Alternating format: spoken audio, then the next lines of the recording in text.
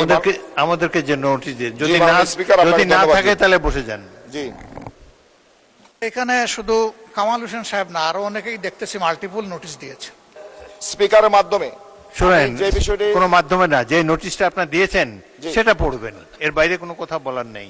ক্লাসে যেতে পারছে না এবং খেটে খাওয়া মানুষেরা সাধারণ জীবিকার অন্বেষণে তারা ছোট ব্যবসা করছে, সেখানে চাঁদাবাজি হচ্ছে। ক্ষুদ্র ব্যবসায়ী থেকে শুরু করে বৃহৎ ব্যবসায়ী যারা আছে তারা চাঁদাবাজদের দৌরাত্মে অতিষ্ঠ হচ্ছে।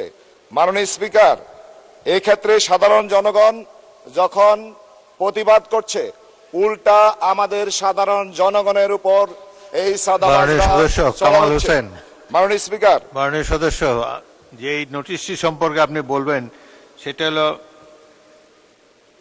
অলস বিদ্যুৎ কেন্দ্রের সেটা হলো অবহেলিত জনগোষ্ঠীর আর্তনাদ প্রসঙ্গে, খুব আর্তনাদ। মাননীয় স্পিকার, আমাদের ওটা সম্পর্কে বলেন, বিদ্যুৎ কিভাবে আর্তনাদ করে এটা সম্পর্কে আমাদের বলেন। বিদ্যুতের যে বেহাল দশা, আমি আজকে যখন সংসদে আসছি তখনও আমার এলাকা থেকে, এটা তো আপনার নোটিশ না, যেটা নোটিশ দিয়েছেন সেটা বলেন। আমি অনেকগুলো নোটিশ দিছি মাননীয় স্পিকার। এর মধ্যে এই যে আর্তনাদ করে এটা শুনান, আমরা শুনতে আগ্রহী।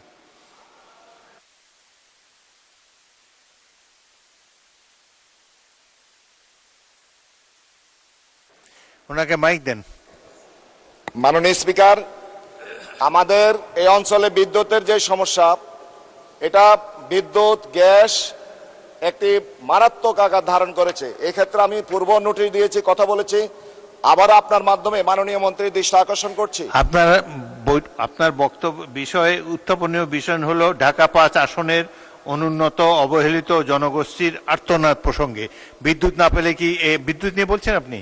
বিদ্যুৎ নিয়ে আর্তনাদ করছে না, বিদ্যুৎ গ্যাস এই দুইটি মৌলিক সমস্যা, তারপর চাঁদাবাজি সহ। আমি মাননীয় স্পিকারের মাধ্যমে শুনেন, যে বিষয়টি কোনো মাধ্যমে না, যে নোটিশটা আপনার দিয়েছেন জি। সেটা পড়বেন, এর বাইরে কোনো কথা বলার নেই।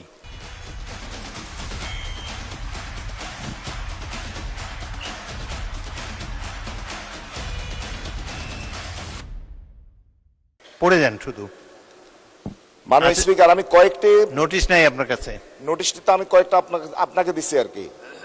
এখানে আমি যে বিষয়টি কথা বলছি সেটা হচ্ছে আমাদের নাগরিক সুবিধা থেকে বঞ্চিত হয়ে, বিশেষ করে গ্যাস, বিদ্যুৎ এবং জলাবদ্ধতা, এই কয়েকটি মৌলিক সমস্যা নিয়ে আমি কথা বলছিলাম। শুনেন মাননীয় সদস্য, আপনার যে সমস্যা সেই সম্পর্কে মন্ত্রণালয় আপনাকে জবাব দেবে, সুতরাং যেটা উত্থাপন করছেন সেটাই বলেন। অন্যগুলা বললে, আপনি অন্য মন্ত্রণালয়ের কথা বললে তো হবে না।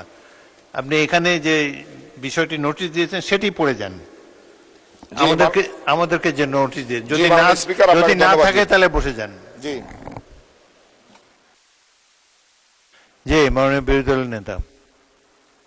এখানে শুধু কামাল হোসেন সাহেব না, আরো অনেকেই দেখতেছি মাল্টিপল নোটিশ দিয়েছে।